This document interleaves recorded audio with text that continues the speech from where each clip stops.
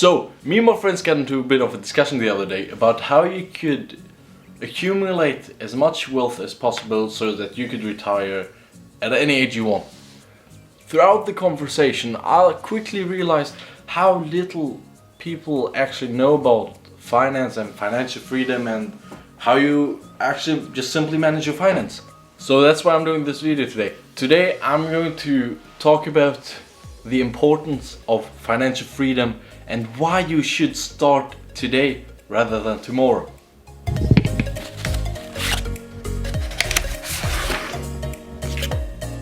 So to get a better understanding of this topic, we would actually have to go back in time a bit.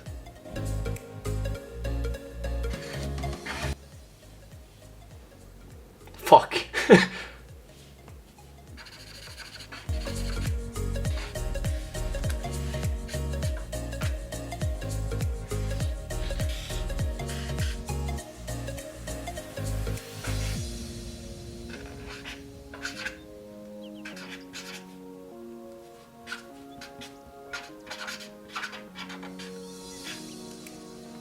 So, in 1935, when Social Security firstly got introduced, the life expectancy of an American citizen was roughly around 60 years. Now, this number has drastically increased throughout the years.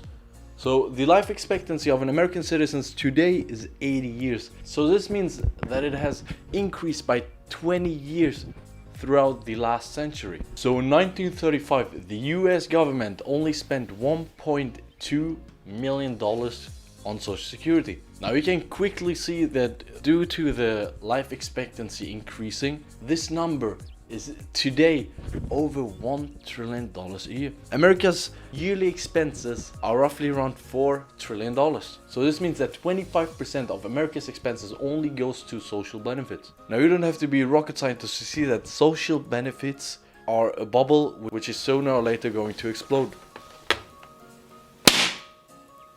So now that you understand that you cannot rely on the government to take care of you, so we now need to look at other aspects of life to kinda find another way to earn a steady income.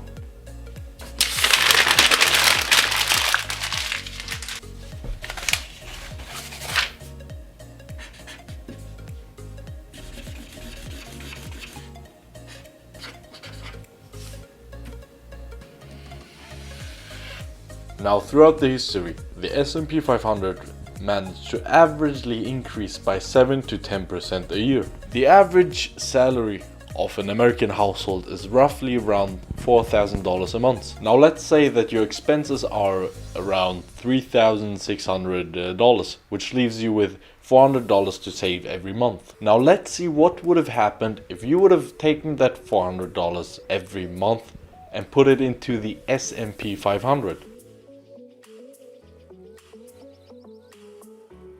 Now, after 30 years, you will be left with over $900,000. We can clearly see that exponential growth really did its job. Now, let's say that you would have actually taken the time and learned about investing and had a, let's say, for example, 20% yearly increase. Now, this will leave us with over $9 million after 30 years. So, now it's up to you. Do you want to take the easy route, which is 10% gain a year?